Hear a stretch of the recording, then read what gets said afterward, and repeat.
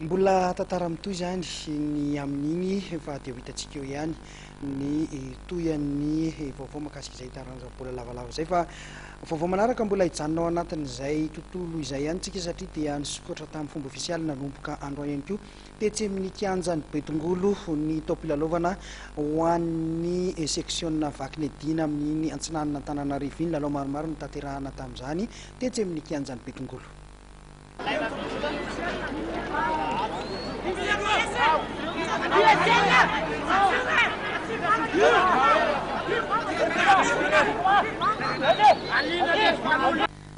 Nisokatra androany tamin'ny fomba ofisialy ny fedinan'ny tompondaaka ny seksiona Vakinedina amin'ny tapany atsinanana Antananarivo iny tetsy amin'ny kianjan'ny Betongolo. Lalao maromaro no nitanterahana tamin'izany ambaran'ny filoha Rakotondririna José fa nizotra araka ny tokony ho izy ny fananana.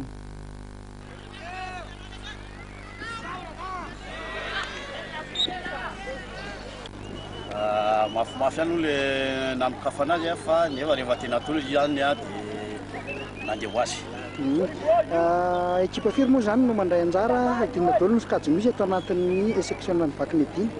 Ny ekipa mandray anjara amin'ny seksiona Vakinedina zany première division valo, deuxième division roapolo, troisième division telopolo. Manahoana ny fifandraisanareo zany amin'ny rafitra izay tianareo ambony zany hoe ny ligina Analamanga? Ny mpian section zany mpian section directe zany ny liginy Analamanga dia rehefa accordé ny liginy Analamanga zany ny section dia efa manaraka fotsiny ny fédération. Amin'ny ankapobeny mizotra araka ny tokony ho izy ve ny fananana? Ny fifananana zao dia mizotra araka tokony ho izy mihitsy. Izay no mahatonga nanao an'ilay fadikafana androany zany.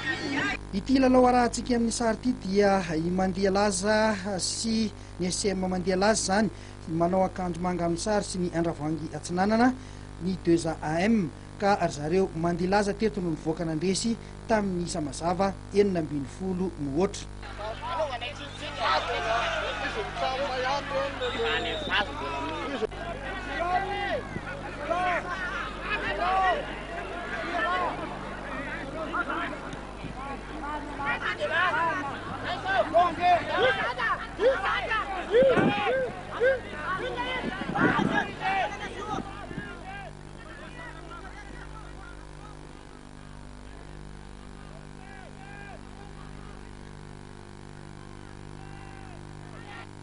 Izao ireo vokatra hafa tamin'ity andro voalohany ho an'ny seksiona Vakinedina ity.